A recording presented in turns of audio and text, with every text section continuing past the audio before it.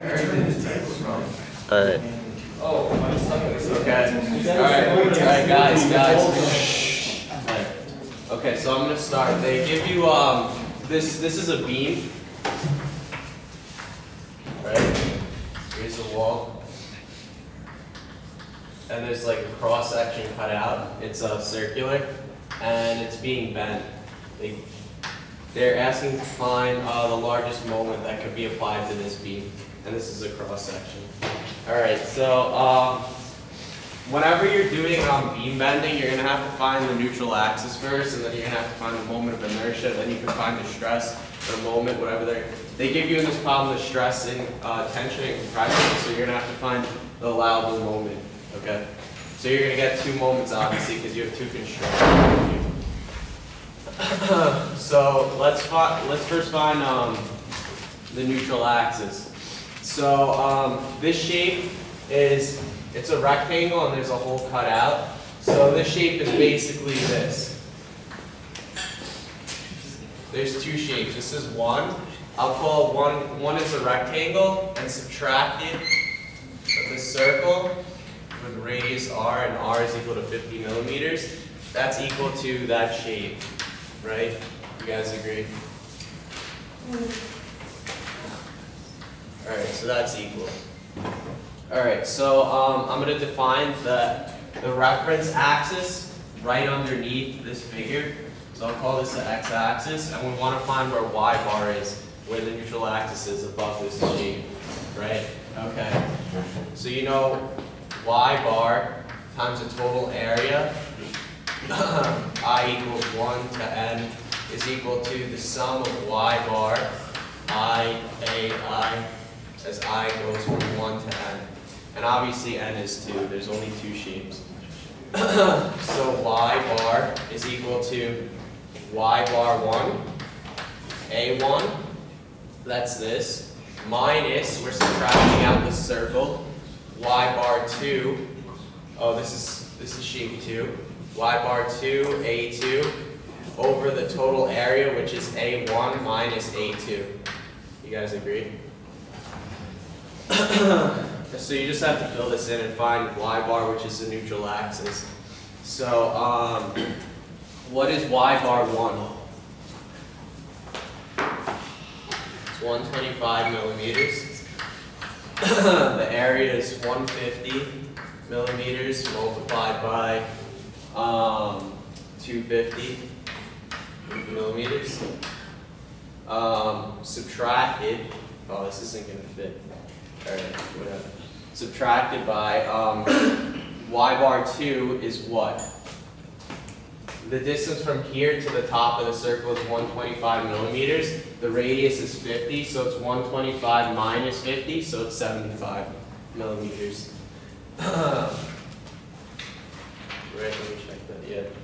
75 millimeters multiplied by the area is just pi r, which is 50 millimeters squared. Okay, that's just the area of the circle. And this is all divided by the area of the rectangle, which is 150 millimeters, multiplied by 250 millimeters, subtracted by pi times 50 millimeters squared. Okay, so the y bar you get is 138.25 millimeters, and that's the location of the neutral axis.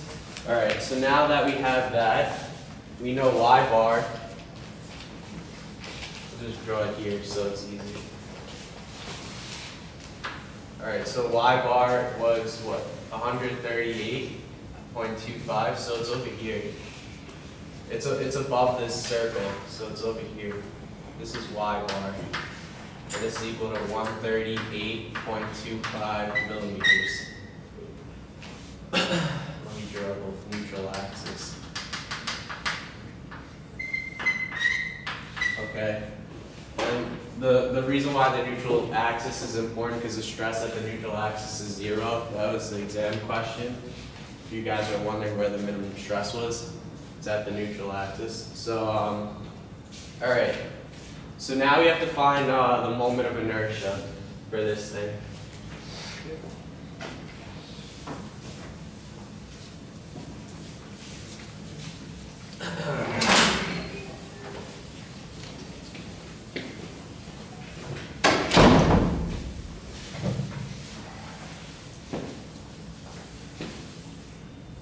Do I need this? No, I don't need this.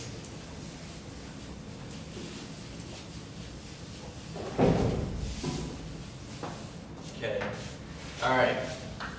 So what's the moment of inertia of 1? It's 112 b1 h1 cubed plus a1 d1 squared, right? So that's the formula for the moment of inertia of 1. So it's 112. B in this case is 150 millimeters. H is 250 millimeters cubed. Plus the area is just 150 millimeters multiplied by 250 millimeters. And the distance, d1, is, all right, so what do you think the distance is going to be? I'll ask you guys. What? What was the answer? You could just say it. Y bar minus 125, right? Right? Yeah. Yeah, that should be it. It's over here. It's this distance. It's D1. Yeah, so it's Y bar minus 125. So that's 13.25 millimeters squared. Okay. All right, so the I bar you get is 201.9 times 10 to the 6 millimeters to the 4th. All right, so we have to find I bar 2 now. So I bar 2, remember 2 represents a circle. So what's the formula for for the moment of inertia of a circle? So it's pi over 4 times r to the 4th plus a2 d2 squared, right? We have this term because it's obviously not at the neutral axis. You need the parallel axis theorem. So, okay. So they give you the radius, we know the area. What's the distance in this case? You guys know? Huh?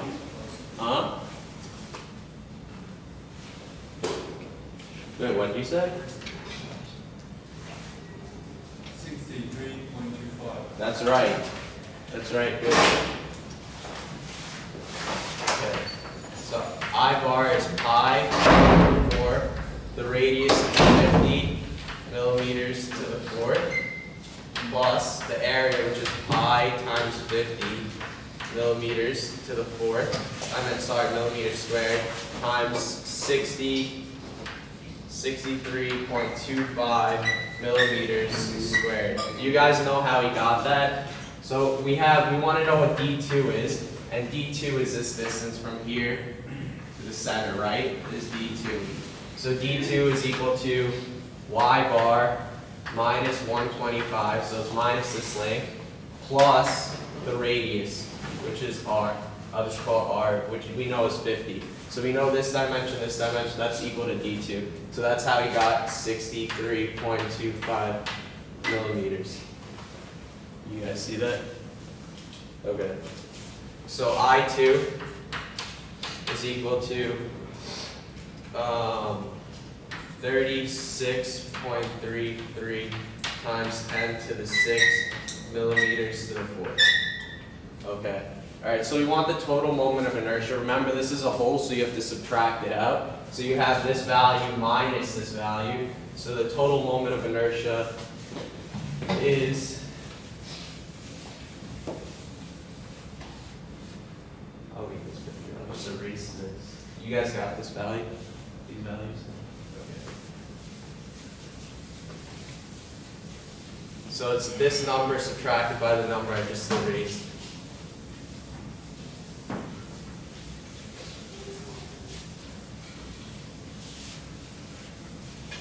Okay. So the total moment of inertia is equal to I1 minus I2. This is being subtracted out. So the total you get is 1 165.57 times 10 to the 6 millimeters to the 4th. Okay, that's great. So now we got the total moment of inertia, and then now we want to find the moment, okay? So we have everything. We have the neutral axis, we found the moment of inertia. Now our goal is to find the moment given these two constraints. All right, so we're going to have two moments, like I said. So let's first find the moment from tension. So sigma, I'll call for tension sigma t, is equal to my over I. And this is the total I. So if we want the moment, maybe I should call this t also, and t, that makes more sense. So mt is equal to sigma t I t all over yt. Okay, so they give you the stress due to bending and tension. We know it and what's yt. All right. Remember, I drew this beam, which I shouldn't have raised, I guess. Okay, they say the moment's applied this way. So this is M. So which part is in tension? The top part, right? And the bottom's in compression? Okay. So this is yt. From the neutral axis to the top. This is yt. Whoops. Yt. So what is that distance? It's 250. So it's 125 plus 125, which is 250, subtracted by y bar. Okay? So what's that value? So this is equal to 120 times 10 to the 6 PA multiplied by IT. You know, let me just leave it in the units, and then you could convert the units. It makes it easier for me to write. So it's 120 MPa multiplied by 165.57 times 10 to the 6 millimeters to the 4th. All over. Okay, so YT is 250 minus 138.25. Okay, these are in millimeters. Okay, so the moment you get, okay, is 177.8 kilonewton times a meter. Okay, so that we have one moment from the tension constraint, the stress and tension, but we also have to check for the compression stress, the compressional stress, what kind of moment we get, and then we obviously pick the smaller one. Okay, so now I can erase this, I guess. All right, so let me ask you guys, what is going to be the y distance when we find the stress in compression? It's measured from the neutral axis, remember. So what is it? 138.25. Yeah, exactly. It's just this distance, it's y bar. Okay.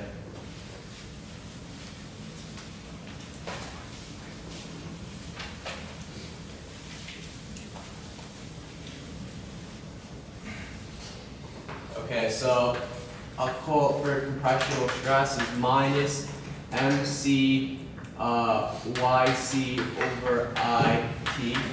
Okay, this is just a total moment of inertia. So we want MC, which is equal to sigma C IT over YC.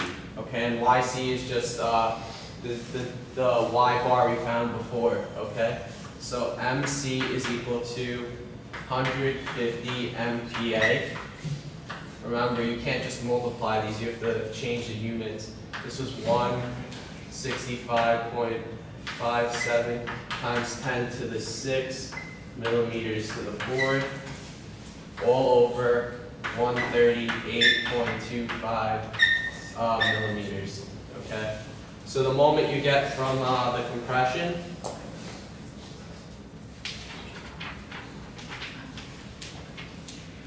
oh yeah, and this is compression, so this, I forgot the minus sign. So it's minus and this is minus. Sorry, I left that out. So MC is equal to 179.6 kilonewton times a meter. Okay, so which moment are we going to take? Yeah. this is going to sound dumb, but if we had already labeled it moment compression, would we really have to put the negative? No, you don't have to. I mean, they're going to cancel out anyway. The minus and the minus is a plus, so it's fine. Obviously, yeah, it's fine. You could just leave it positive and leave this out. I'm just doing it the formal way. Like it's supposed to be a minus times a minus. So which moment are we going to take? We're obviously going to take this one because it's a smaller one. If we take the larger moment, the top part was in tension, right? The top part would fail if we took this moment. Okay. So that's it for that one.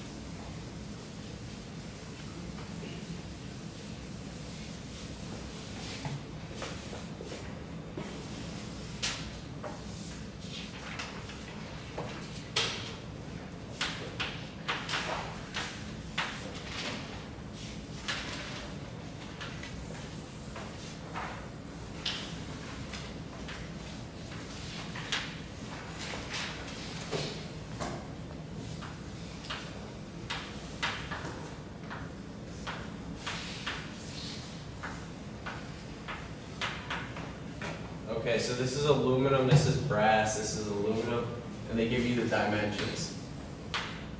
This is 32 millimeters.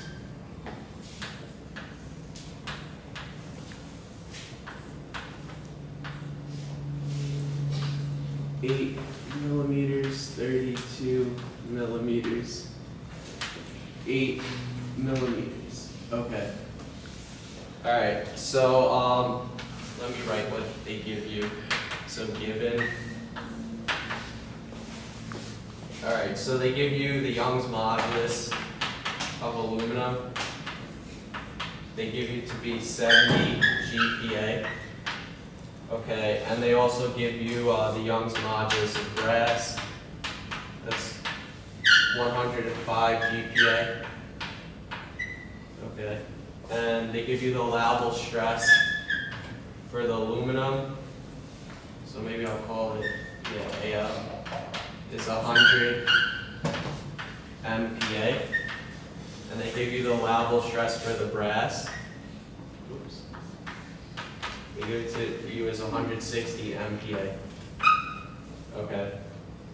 They want you to determine the largest bending moment when bent about the horizontal axis. Okay. So where is the neutral axis in this thing? Do you guys know? It's just in the middle, yeah. This is the neutral axis. Okay, first we're gonna have to change this into one material, okay? So we have to get a ratio of the Young's modulus, okay? So let's get the ratio of the Young's modulus. We'll call that N.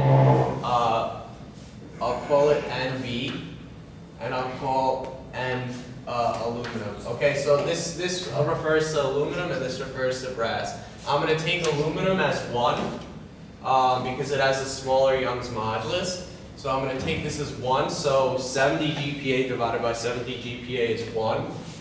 And what about for brass? Sorry, this is the Young's modulus for brass over the Young's modulus for aluminum. So what is that? That's 105 GPa over 70 GPa. So the value you get for that is 1.5, okay? So N is just the ratio of the Young's modulus, and I should write this is EAL over EAL. Okay, you're just taking ratios.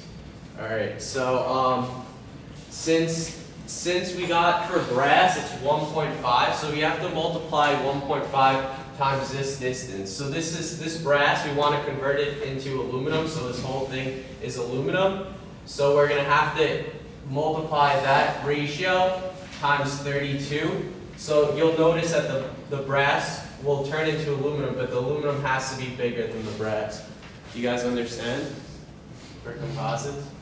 Okay, so this distance will now become 32 millimeters multiplied by this ratio, 1.5.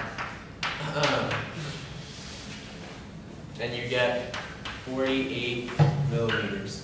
Okay, so now this, I'm just going to cheat and redraw it. So this is just now, this is all aluminum. And the distance now is 48 millimeters, okay? So with that said and done, now you know how to handle this. It's just one material instead of a composite. Okay, so they want you to find the moment. So what are you going to have to find? We found the neutral axis. The neutral axis is just in the middle. Now you have to find the moment of inertia. So maybe I should write it out for you guys. Step 1, find the neutral axis. Find NA. So you have to use the centroid equation. Either y bar or x bar, whatever they want you to find. And then step 2 is find the moment of inertia. This is all for chapter 4, moment of inertia. Okay, and step 3 is to find the stress or to find the moment, whatever they're asking for. So I'll say stress / moment. It depends on what they give you. All right, so those are the steps. All right, so let's find the moment of inertia. So I is equal to 112 BH cubed. All right, and B in this case is just 8 plus 48 plus 8. Okay, so what's H? H is just 32. So I is equal to 112 times 64 millimeters multiplied by 32 millimeters cubed. Okay, so the total moment of inertia is equal to 174.8 millimeters to the fourth. Oh, sorry, this is times 10 to the third. Times 10 to the third millimeters to the fourth. Okay. All right, so, well, we have the allowable stress for aluminum and brass, so we want to find out what's the largest moment we could have. So you guys agree we're going to have 2 moments again, just like the previous problem.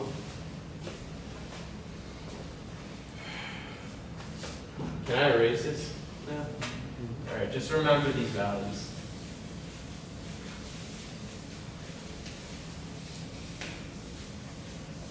Okay, so the stress for aluminum is equal to my over I. So if we want m, we want the moment. I'll call this AL, because we're going to get 2 different moments. So the moment from the aluminum is equal to sigma AL times I over Y. Okay, so Y, what's Y in this problem? It's just half the 32. You guys agree? No? Yes. Yeah. Okay. All right. Okay. There goes natural. All right. So they gave you the allowable stress for the aluminum. So this is equal to 100 MPa multiplied by I is just 174. 174.8 times 10 to the third. 174.8 times 10 to the third millimeters to the fourth. And then Y is just half of 32, which is 16 millimeters. So the moment you get is 1.093 kilonewtons times a meter. Okay? And now let's check for the brass. So since we got the ratio for the brass is 1.5, So what's the stress for the brass?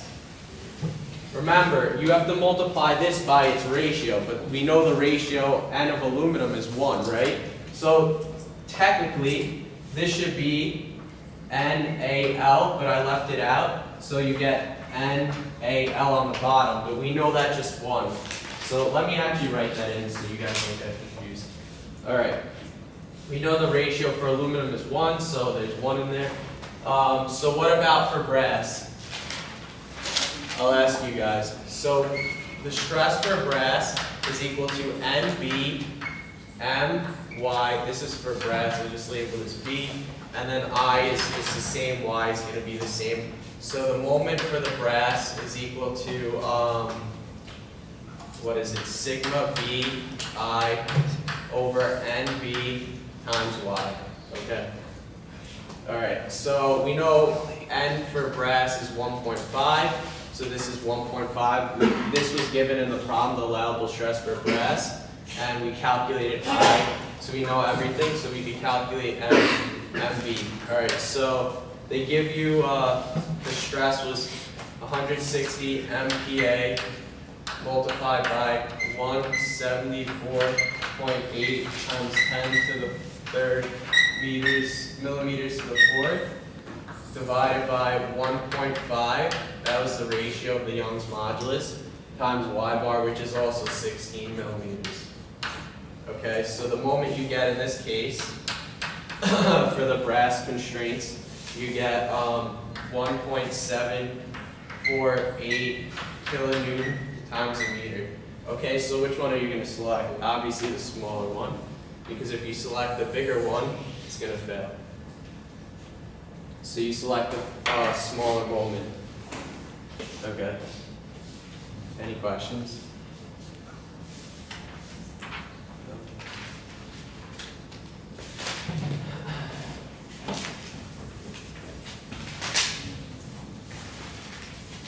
So just remember these steps. If you remember those steps, if you guys see that, I don't know if he's going to test you on chapter 4 for the second test. I think he might, maybe. I don't know. But if he does, just remember those steps for chapter 4, and you should be set. Like, even if you completely forget what to do, if you remember those steps, you'll remember what to do. You know what I'm saying? Okay.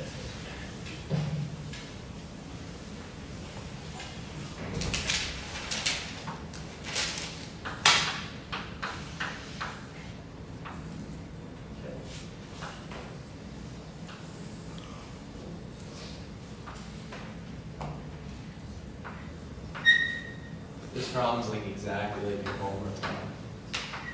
The only number you have to change is this number over here. For you guys it's 300, this is 350. So I mean this problem is probably the most useful for you guys, because you could basically copy my solution and just change one number. So.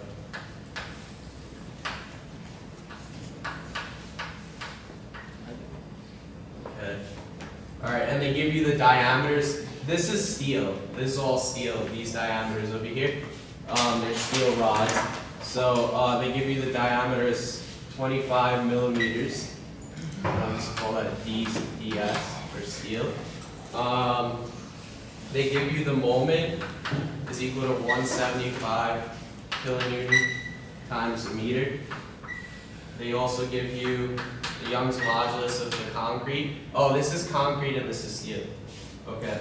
So they give you the Young's modulus of concrete is 25 GPa, and for steel, it's equal to 200 GPa. Okay. And they want you to determine the stress in the steel and the concrete. All right. So again, this is a composite, so we're going to have to find the ratios of the Young's modulus. So the ratio for the concrete, we'll take concrete to be 1, so it's just EC over EC, which is equal to 1. So one of them is always going to be 1, and then the ratio for steel is equal to E steel over E I over 4 times the diameter squared, so DS squared. So that's equal to, well, 4 divided by 4 is 1. So it's pi times ds, which is 25 millimeters squared. So the area you get is 1,963.5 millimeters squared. Yeah, it's an area. Okay. All right. So let me finish drawing this picture.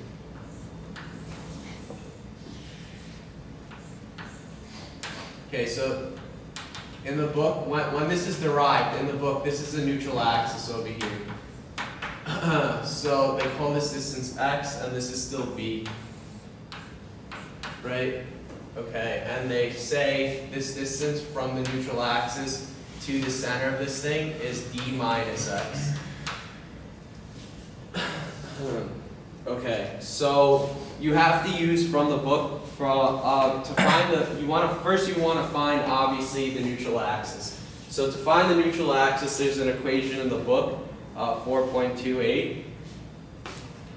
I highly doubt he's going to ask you this on like an exam. It's like when you have to memorize equations like this, it's just stupid. Like I don't think he's going to ask you this.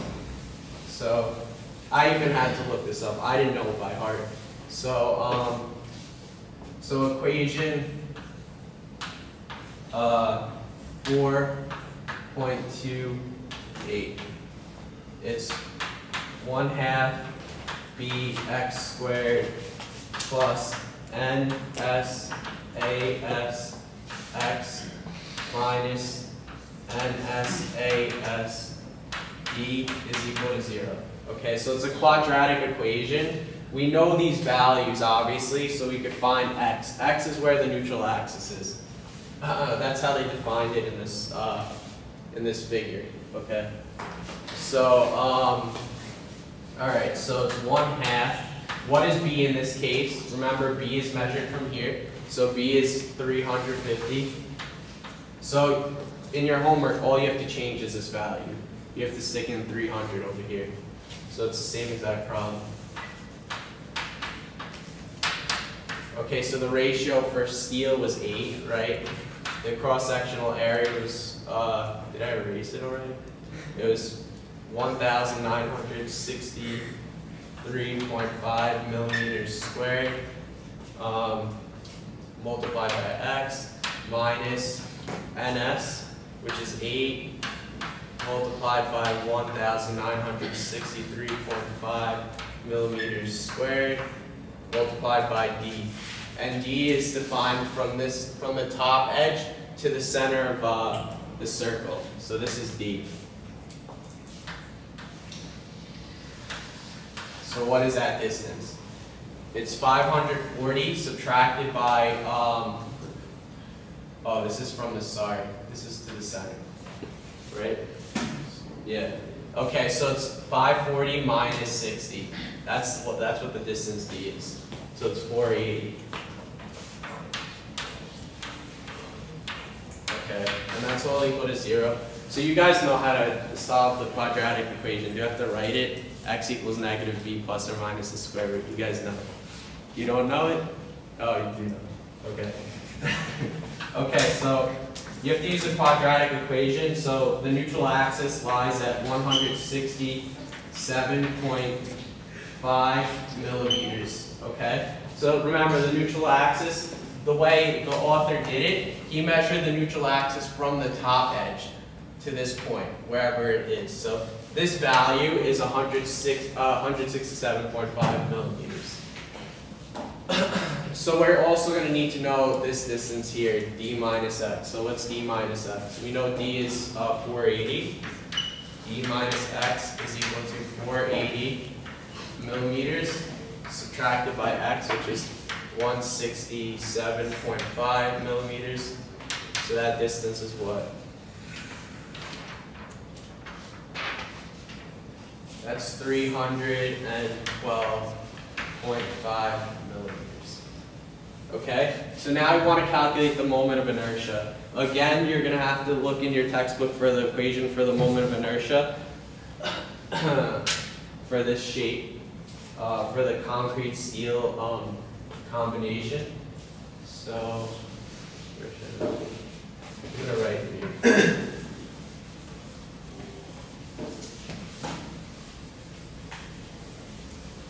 So this is, I don't know what equation this is, but I just happen to have it from last semester. So I is equal to 1/3 bx cubed plus nsas times b minus x. That's why you needed that distance squared. All right, this is a parallel axis theorem, this part. So I is equal to 1/3. You just substitute the values. B is 350 millimeters. Do you have to hit record again? I got it. Oh, you got it. Okay, thanks. All right, so we found x. X is 167.5 millimeters cubed plus 8 multiplied by 1,963.5 millimeters squared multiplied by d minus x, which is 312.5 millimeters, and this is squared. Okay. So the total moment of inertia you get is 2.082 times 10 to the 9 millimeters to the 4th. Okay. So now that we have the total moment of inertia, we know where the neutral axis is. We could find out, they're asking for what's the stress in the steel and what's the stress in the concrete.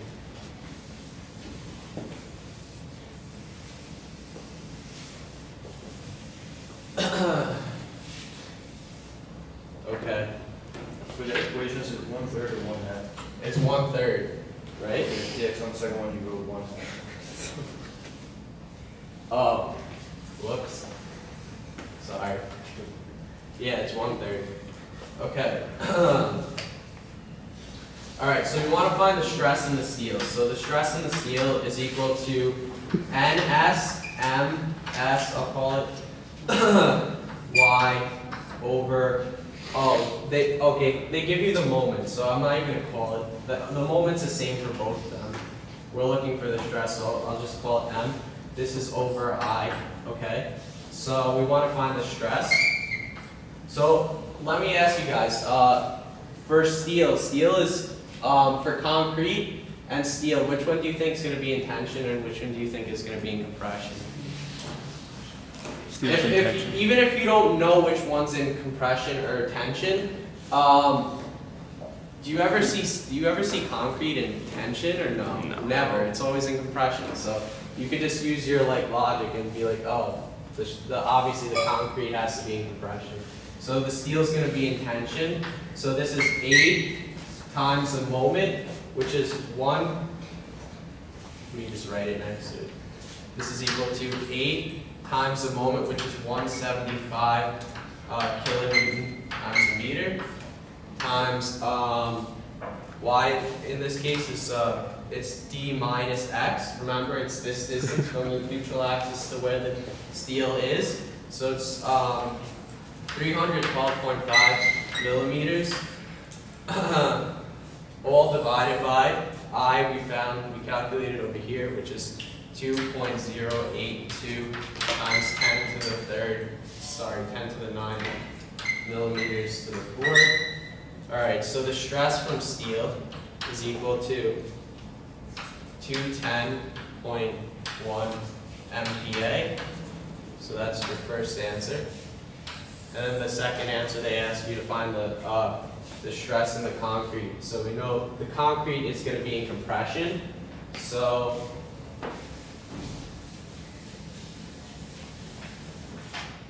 so for the concrete, what is y going to be?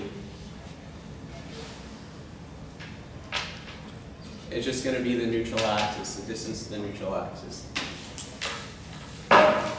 Remember, the neutral axis was measured from here, and we have this shape over here, so this was x.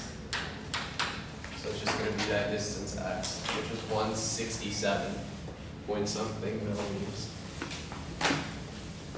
Yeah. So let's find the stress in the concrete. So sigma c is equal to nc my over I. So So NC was 1, remember the ratio is 1, so it's 1 multiplied by the moment is 175 kilonewton times a meter. Y is the X value, which was 167.5 millimeters, divided by the total moment of inertia, which is 2.082 times 10 to the 9 millimeters to the 4. All right, so convert everything. So this is minus, remember it's in compression. So this is minus 14.08 MPa.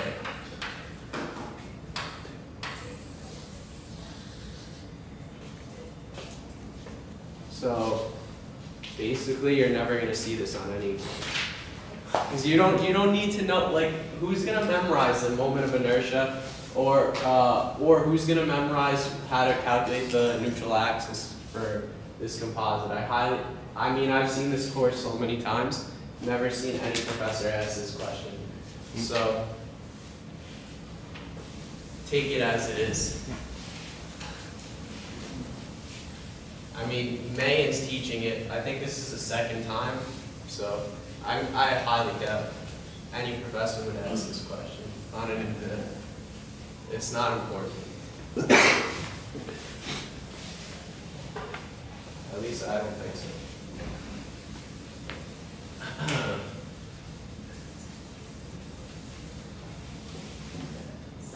But this question's important.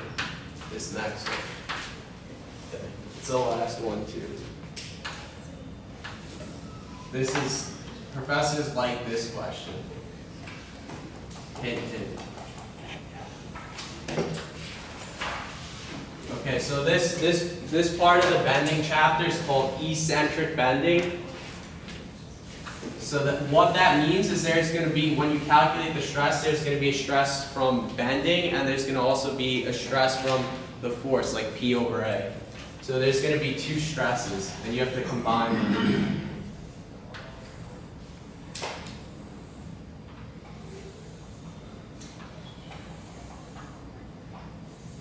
And a good example of this is a light post. You know the fixtures that are like this, that they hold, they're cylindrical, and they bend over the street, and then here's a traffic light, traffic light. So this is an example, like the stress over here would be eccentric bending, because there's a distance from here to where the force is located. Well, there's two forces, so you have to find that distance, and there's also going to be a force from these traffic lights. So in this cross section, I'll show you after this problem what I'm talking about. Okay, so in this problem, there's a force P over here, and they give you this distance. This is located in the center, and these are both 15 millimeters. Okay, and they also give you this distance. So this distance is 24 inches. Millimeters. This distance, and this is 30 millimeters. And they give you the distance from the top face to where the force is located. This is 45 millimeters. Okay. All right, so they give you the force. So they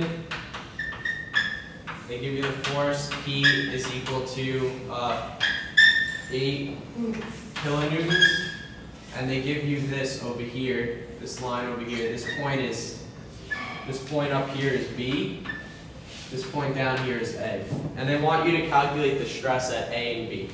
Okay? So, all right, so obviously we're going to have to draw a free body diagram of this thing, because we want to know what's happening. We want to know the internal forces at A, B, right? So let's draw a free body diagram of this thing. All right, so with the free body diagram, I'm going to cut it at AB. So I'm cutting it at AB. So we have this cross section over here.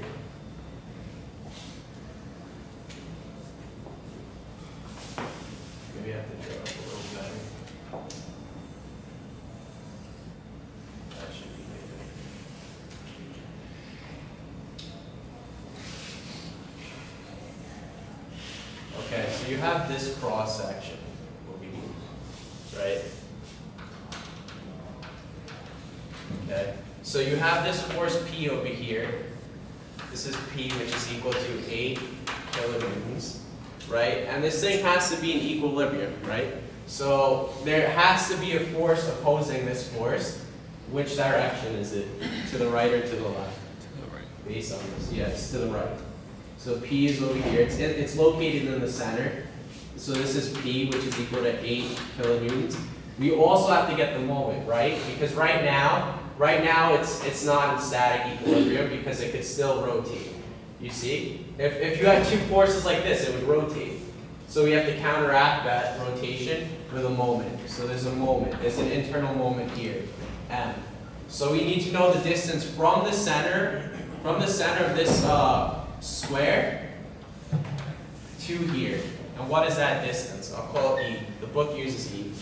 So what's that distance? They give you the distance from the top face to where the force is located, and they give you this distance, is 24 millimeters. So what is it? It's half of 24. Half of 24 is over here, so this is 12 millimeters. So the top obviously is 12 also. So 45 minus 12 is what? 33. 33, exactly. All right, so E is equal to 33 millimeters. All right, so we want to calculate the moment M. So M is just equal to E times P. So M is equal to 33 millimeters, so I'll just change it to meters. It's 0.033 meters multiplied by P, which is 8 times 10 to the third kilonewtons. Or I could have just left it in terms of millimeters and multiplied it. You get Newton meters anyways. So M is equal to, it's 264 Newton meters. That's all it is. Okay. All right. So we know this moment over here is equal to 264.4. Why do I keep saying point? Newton meters. Okay. 264 Newton meters. All right. So we need to know. So we cut it over here. So what does it look like on this part of the free body diagram to the left of it? So to the left, it just looks like this. I'll draw it right here.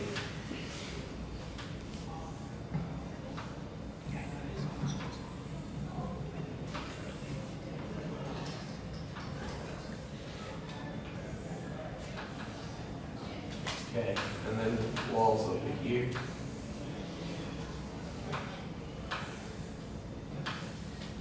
Okay, so we just have to, this P is going to now be facing this way, right?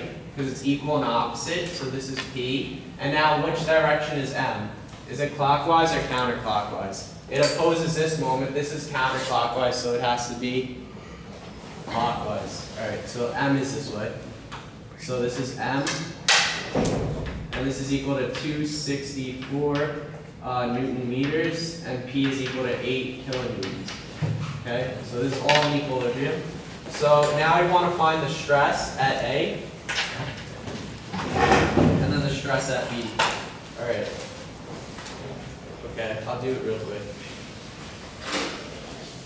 All right, so you want to use this free body diagram over here.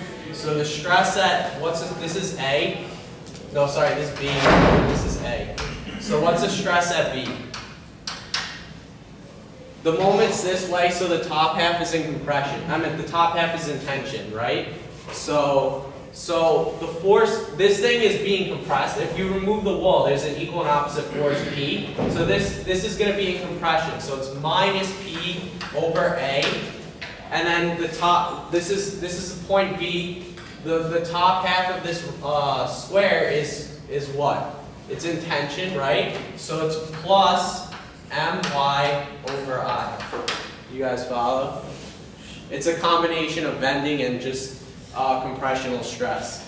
So what about the bottom of where A is? This part is going to be in compression. So the stress is still the same. It's still going to be compressed. So it's minus P over A minus, remember, the bending stress is minus in this part, so it's my over I. Okay, so we know m is equal to this, we know p is equal to that. The cross section over here is just 24 times 30, it's a cross-sectional area. And the distance y is going to be the same because the neutral axis is over here in the center. It's in the center of the, it's not a square, it's a rectangle. Sorry, the dimensions aren't the same.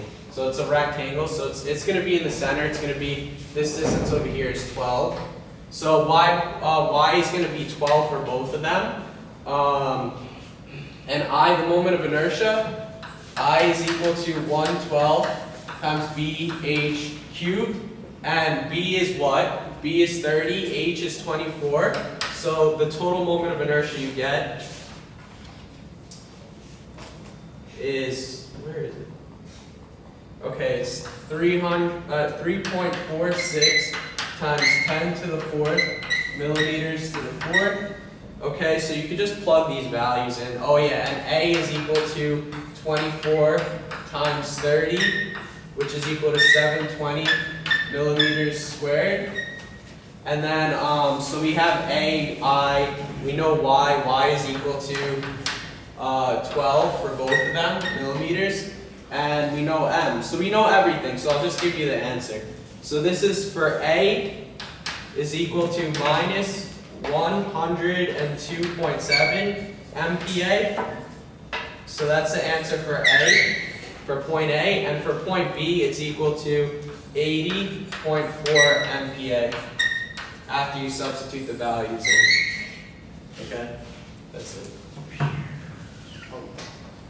Sorry that I kept it.